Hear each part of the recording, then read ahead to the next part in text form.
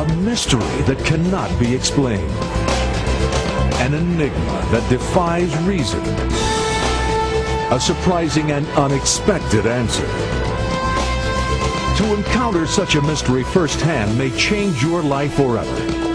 Face to face with the greatest riddles of the ages, the world's most profound mysteries reach out and touch your life in ways you never imagined possible.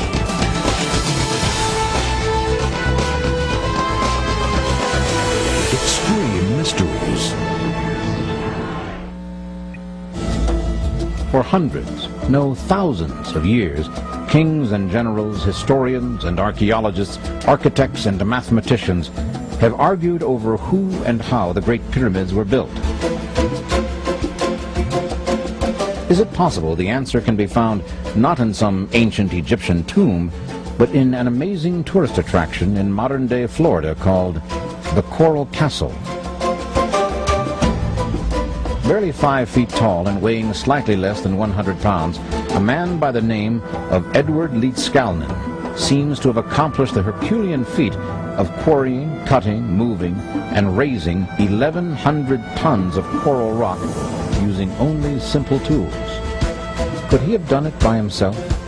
Is it possible that one man, a small man at that, could cut, quarry, and move these massive coral stones by himself? Could it be there is some secret of levitation or anti-gravity known to ancient builders that was rediscovered by Edward Leedskalnin? How could one man cut and set this 9-ton coral gate so precisely that even today a child can move it with one finger? The answer will amaze you. Coral Castle is perhaps America's most intriguing mystery. Like the Great Pyramids of Egypt, it shouldn't be there. But there it is, welcoming visitors every day into its unusual confines and its unbelievable history. Ed Leedskalnin said he knew the secrets of how the pyramids of Egypt were built, and I believe his claim was accurate. Did Leedskalnin somehow stumble onto some mechanism known only to ancient architects and use that knowledge to float enormous coral stones into place? Leedskalnin apparently devoted his entire life to this project. Was it a labor of love? Why did he always work alone and at night? What was the great discovery he worked so hard to protect? The epicenter of Coral Castle's mystery is Ed Leedskalnin himself. Who was he? Why did he leave Latvia? And how did he finally end up so far away in Florida? And is there evidence that the story Leedskalnin told visitors about himself and the castle was less than the entire truth? Ed Leedskalnin was born in Latvia in the year of 1887. There he trained as a clerk and also as a stonemason. In 1912, at the age of 26, he was engaged to his 16-year-old girlfriend Agnes Scoff. The day before the wedding, she decided to call the wedding off, telling Ed that he was too old to marry her. Crushed by this sudden rejection, Ed left Latvia that year, and eventually he wound up in Florida.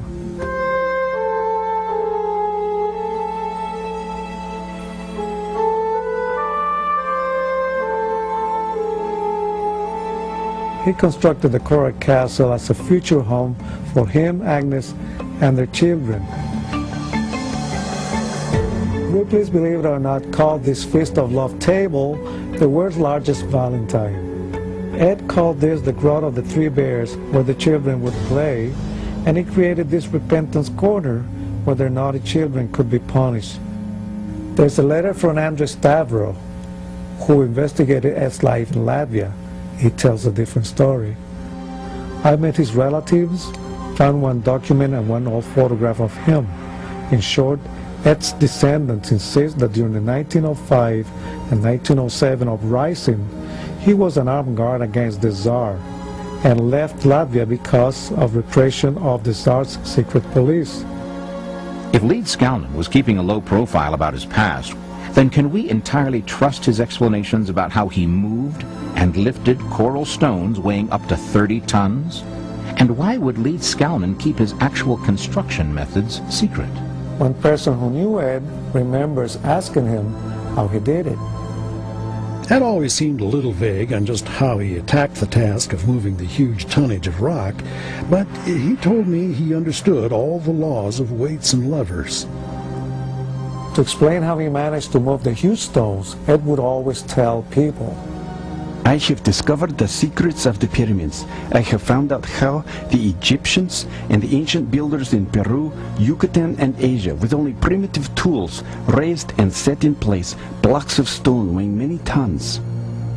If we assume that Ed Leedskalnin and the pyramid builders were using the same tools and methods, then based on Ed's abilities, it would have only taken approximately 4,700 workers to build the Great Pyramid, instead of the 20,000 to 100,000 that is estimated.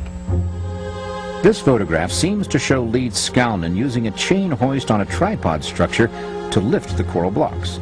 Indeed, many people who knew Ed Leedskalnin believe he moved those blocks with simple, conventional tools, though no one actually saw him work. In order to prove the methods of construction that Leedskalnin used, we'd have to replicate the more difficult aspects of the work. Leedskalnin might have been able to hoist the 6-ton blocks for the wall with conventional mechanical tools. But that does not explain how he raised the 23-ton obelisk, or especially this 30-ton block in this wall, all by himself and only with a 10-ton chain hoist. One of the most amazing aspects of this mystery is its complete accessibility. The castle is, after all, open to the public. So has anyone ever tried to move any of Leedskalnin's structures with conventional tools? Or tried to figure out how many people would be needed to do the job? one of Ed's most remarkable works is the 9-ton door. It's so perfectly balanced on an old mill shaft that incredibly it will open to the push of one finger. In order to repair the door in 1986, Coral Castle had to hire a 6-man crew with a 20-ton crane to move the door and make the needed repairs. And after the repair, the door was no longer as perfectly balanced and positioned as when Leedskalnin constructed and placed it by himself. So how did Leedskalnin do it? And just how much did Leedskalnin want the world to know? Can we discover any clues to his secret building methods in the papers and booklets he wrote? In his booklet on magnetic current, Leedskalnin said that all matter consisted of individual magnets. He believed that magnets from the middle of the Earth attracting objects containing both North and South Pole magnets cause gravity. Is it possible that Leedskalnin somehow figured out how to turn off gravity using his unconventional ideas about the nature of all matter? But isn't a world without the law of gravity really an impossibility? I was baffled about the nature of anti-gravity until a colleague asked me to describe it. I said that it was a means by which objects could be lifted. And then I realized that we were already applying anti-gravitational techniques in our everyday life. Like getting out of bed in the morning, or an airplane, rocket, and forklift are all devices to overcome gravity. So I asked myself, what if there's no such thing as gravity? If, as Leedskalnin claimed, all things, all matter consists of individual magnets, could the known properties of magnetism explain gravity? Then I began to speculate that Leedskalnin was creating anti-gravity by simply flipping the magnetic poles in his coral blocks so they would match and therefore repel the magnetic polarity of the Earth. The flywheel in Leedskalnin's tool shop consists of bar magnets set in cement. It is mounted on a 4th-row camshaft. But this photo of Leedskalnin with his hand on the crank may not represent the entire operation. It is possible that there was a reciprocating engine attached to the crankshaft so that Ed could walk away and leave the flywheel running. I believe also that it became part of a radio transmitter. This photo of Ed Leedskalnin working shows him lifting a coral stone with his chain hoist on a wooden tripod. The tripod was made of old telephone poles with a small wooden box on top. Leading out of the box was a wire cable that goes down towards the ground. What was in the box is of course a mystery, but I speculate that it contained radio tuners such as those found in his tool shed. In this other photo, Ed is standing on the crossbars of the tripod. We can see that steps go up one of the poles to the small box.